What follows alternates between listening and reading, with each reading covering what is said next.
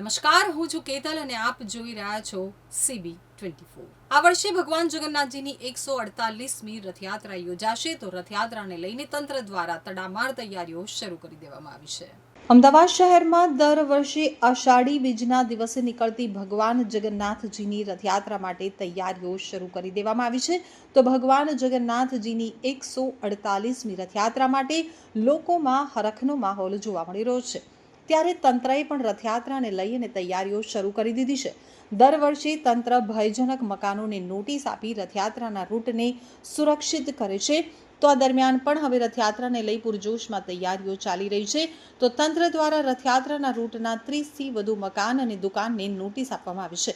તો બીજી તરફ જર્જરિત જોખમી મકાનોમાં રહેતા લોકોને નોટિસ મળી હોવા છતાં મકાન ખાલી ન કરતા તંત્ર એક્શનમાં આવ્યું છે અને જર્જરિત મકાનોના પાણી ગટર કનેક્શન કાપતા હોય રહેવા ન આવી શકે।